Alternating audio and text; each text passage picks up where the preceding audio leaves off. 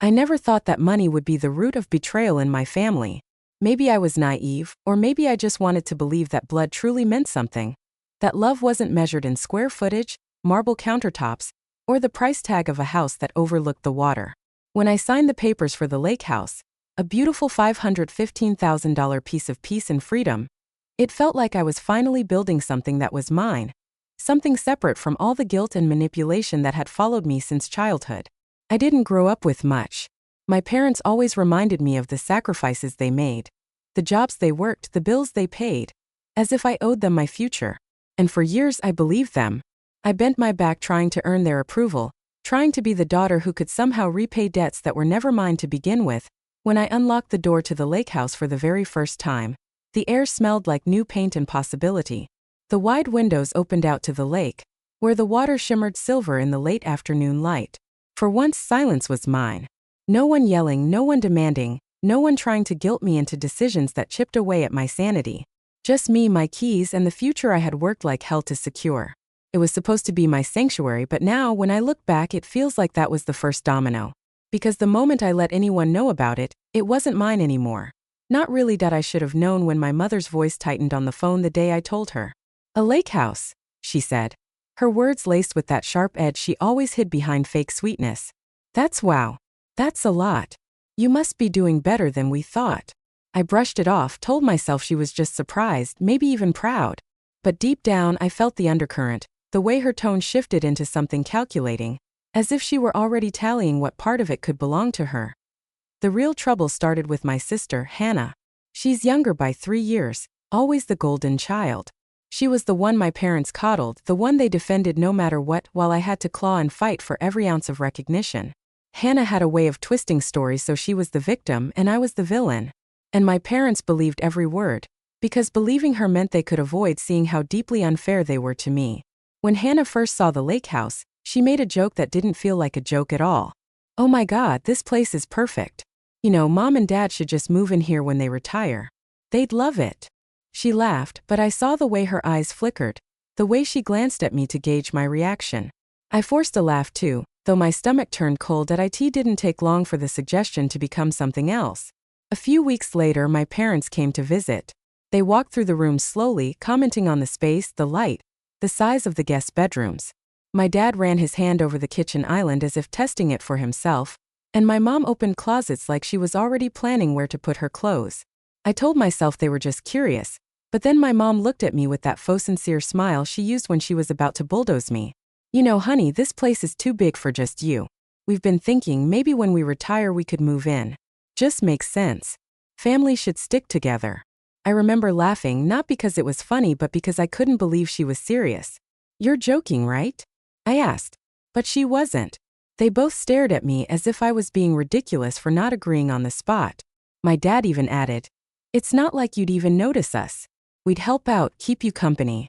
You wouldn't have to be alone out here." Alone. That word cut me. They always used it like a weapon, as if independence was something shameful, as if choosing solitude meant I was defective. But what they really meant was that my choices didn't benefit them. I told them no. Not harshly, not rudely. I explained that I worked hard for the Lakehouse, that it was my space, that I needed it to stay mine. That's when the campaign began. Hannah called me the next day, her voice dripping with condescension. "Wow, you really said no to them? They just wanted to be close to family. Do you know how selfish you sound?" I tried to defend myself, but she didn't let me. "You're cruel," she snapped.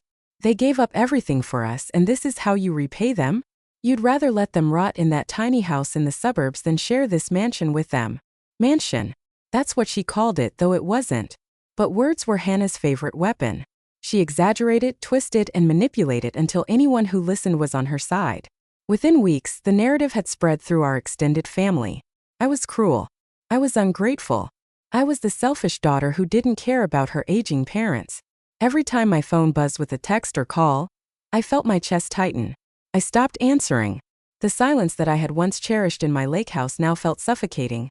Heavy with judgment I couldn't escape. What I didn't realize then was how much darker it would get. How betrayal seeps like poison, slow and invisible until it consumes everything. Because it wasn't just about the Lakehouse. It was about control, about punishing me for daring to claim something as my own. And when I refused to bend, they decided to break me. That it started subtly, the way most betrayals do, like a hairline crack in glass you don't notice until the whole pane shatters. First it was whispers. Aunts who had always been friendly suddenly stopped inviting me to family dinners. Old friends from high school, people I barely spoke to, reached out just to ask, "Is it true you won't let your parents live with you?" As if they were reporters covering a scandal. Each question was laced with judgment, their voices carrying the story Hannah had spun. A story where I was the villain. And she played it so well, tears in her voice when she spoke of our poor aging parents, who only wanted comfort in their final years. But what she didn't tell them was the truth, that my parents had drained me dry for decades. Every financial mistake they made somehow became my responsibility. When their car broke down, I co-signed. When Hannah ran up her credit cards, I was the one who paid them off. And when my parents refinanced their house until it was worth less than the paper it was built on, I was the one who sent monthly checks to cover their bills. I gave them thousands, tens of thousands, and still it was never enough. But I didn't dare tell anyone that, because if I did, they'd say I was airing family business, betraying loyalty. So I stayed quiet while Hannah screamed her lies loud enough for the whole world to hear. The first real fracture came at Thanksgiving. I drove into town against my better judgment, thinking maybe, just maybe, we could sit around the table like we used to and find some peace. But the moment I walked in, the air was thick with tension. My mother greeted me with a brittle smile, my father barely made eye contact, and Hannah, smirked like the cat who'd caught the canary. She had already won.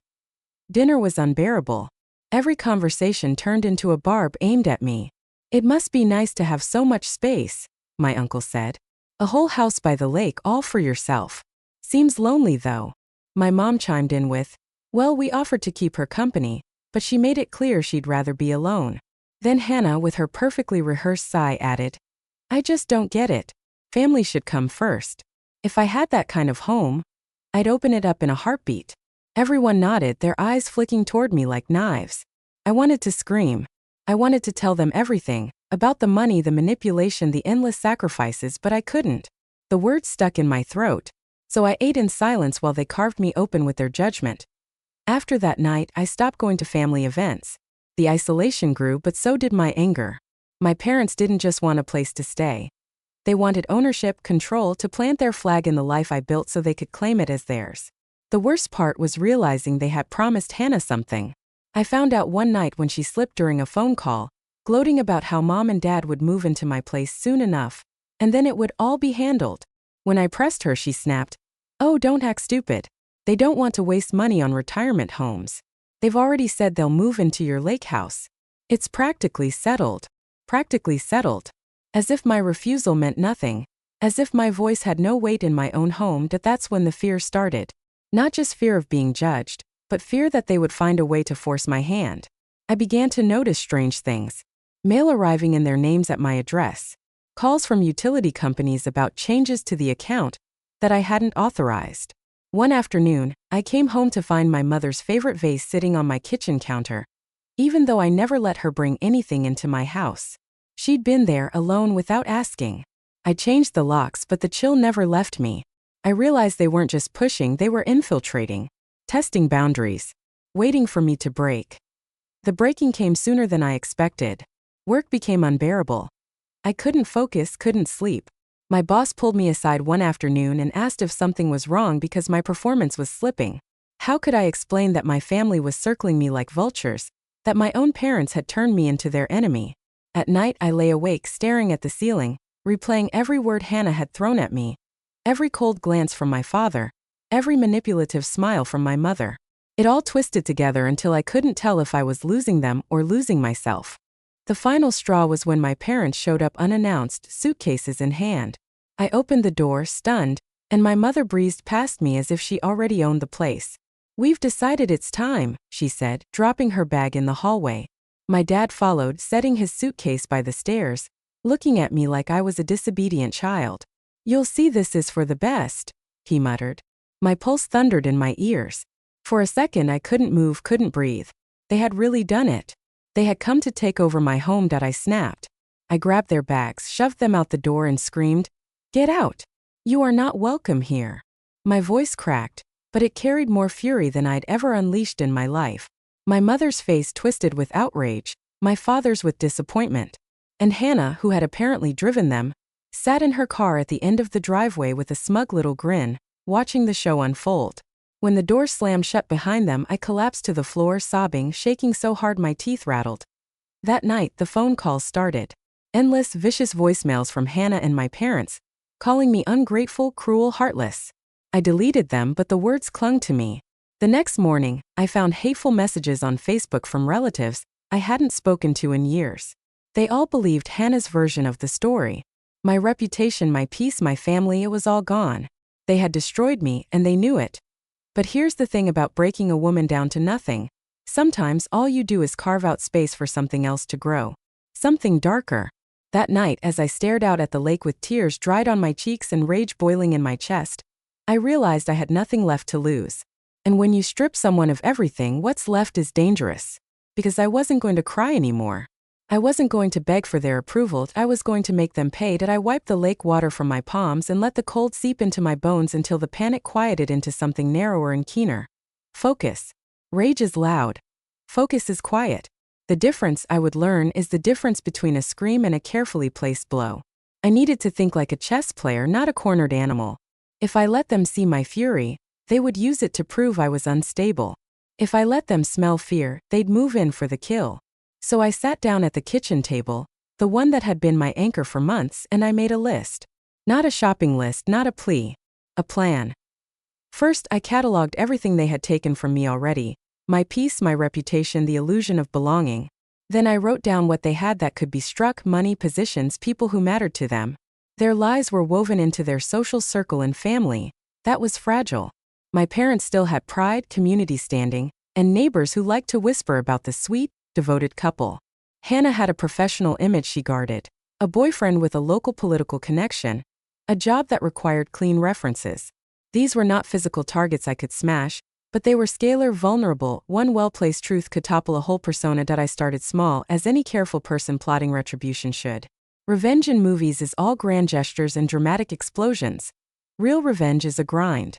It's patience, a series of small corrosive acts that aggregate into ruin. I would not burn their house down or break bones.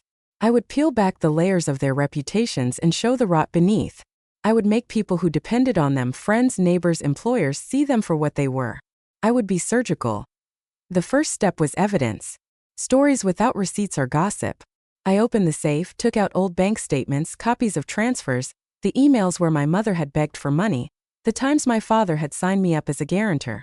There were texts from Hannah asking me to help a sister out after late-night shopping sprees.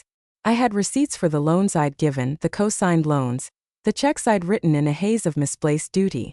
I spread them across the table like a collage of betrayal, and the house looked back at me. Sharp angles, sun on the water, my life displayed like a crime scene. I made photocopies, scanned documents, and stored digital copies in encrypted drives that only I could access. I am not technophobic, I learned to be paranoid. Paranoia, in this case, became a weapon. Next, I started building a story. People believe narratives that fit their preconceptions. They do not want nuance. My task was to create a compelling narrative that showed me as the reasonable one, the grown woman who had been drained by feigned need and purposeful manipulation. I wrote a chronology. Dates of transfers, reasons, the lies that accompanied them. I annotated it with the receipts, with my note-to-self explanations. It became something more than a list. It was a dossier of molestation by affection, a paper trail showing how love had been weaponized, but documents alone are dry, they need context. I reached out quietly to professionals, an accountant to review the finances, a family lawyer to tell me what could be done if I exposed this. The lawyer told me bluntly that publicly shaming family often backfires. She recommended a path: mediation, documented demands, and if necessary, a civil suit for fraud or undue enrichment. Her words were cautious.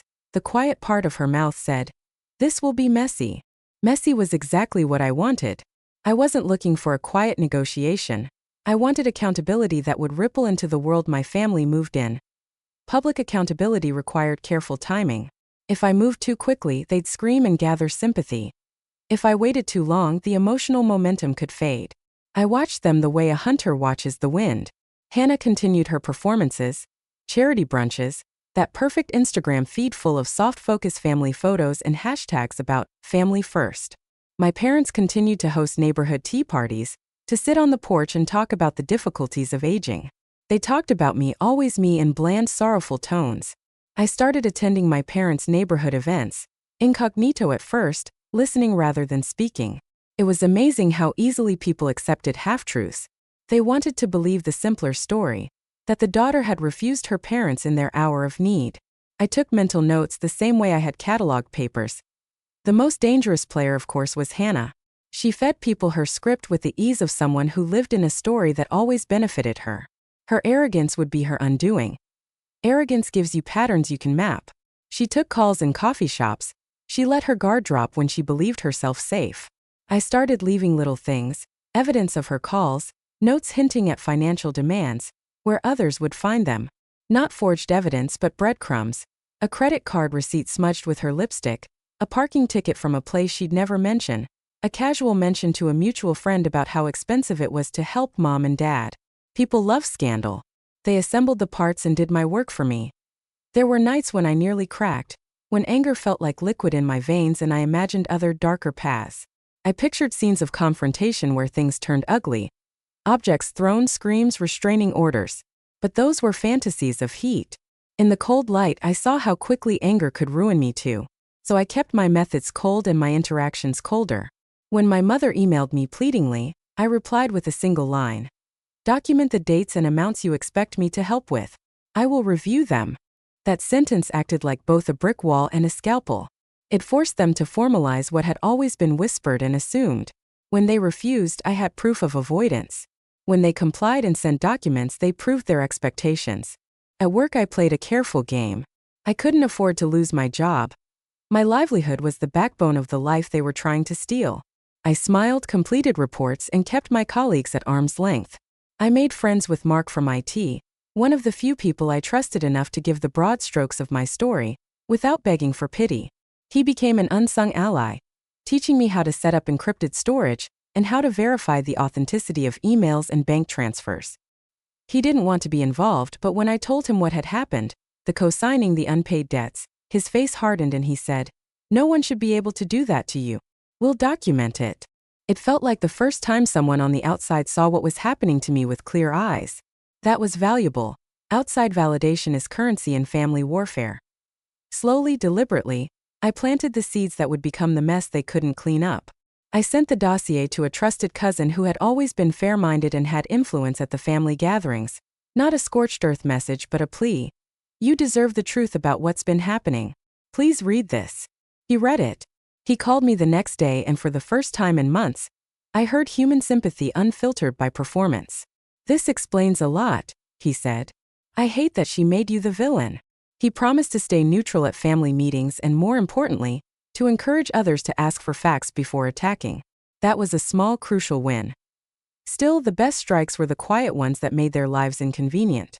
I contacted the bank that had handled my parents' refinancing and asked for a copy of the loan documents that had my name on them. The bank, after a thorough verification, sent me the paperwork showing where I had been used as a guarantor. I took those documents to the lawyer. The lawyer's eyes lit up, not with glee, but with the interest of a professional seeing a clear line of potential litigation. She said, "We can force a conversation, demand accounting of funds, and if needed, file for recovery. Litigation is slow and public. It would bring the family skeletons out into the light." That is precisely what I wanted. Meanwhile, Hannah made mistakes. She assumed I was broken and would stay broken. She let herself be careless. One evening she posted a photo of her parents in what she captioned as, "Mom and Dad enjoying retirement, thanks to family." The photo was taken at a lunch where she had visibly signed documents and been animated about plans for the Lakehouse. Someone in the comments asked where they were staying. Hannah wrote cheerfully, "We're finalizing the move to her place, so grateful." The comment was still public until I screenshot it. I printed it, put it in the dossier. It was petty and perfect as I built my case. I also prepared for confrontation. I didn't want the melodramatic showdown that TV promised. I wanted a strategically timed exposure that would force them to justify themselves in the places they relied on for validation. The lawyer suggested a letter before suit, a formal demand for accounting and repayment for the documented funds. It was the legal equivalent of drawing a line in the sand. I had the envelope mailed to their home and hand-delivered a copy to Hannah's office, because power loves performance, and it mattered that she receive it in public. I watched from a distance as she read it, her face flushing a color that told me she knew the ground under her feet was shifting. The fallout began like a slow-motion car crash. They responded with theatrics. Outrage, accusations of betrayal. A tearful letter from my mother published on social platforms about the cruel daughter who turned her back. They painted me as cold and heartless. But I had the receipts. When they pressed their case, I produced the evidence, calm as a surgeon. Friends and relatives who had once nodded along to Hannah's version began to ask questions they hadn't asked before. Neighbors who had accepted my parents' glossy stories now looked at them with new doubt. The panic in their eyes was small but genuine.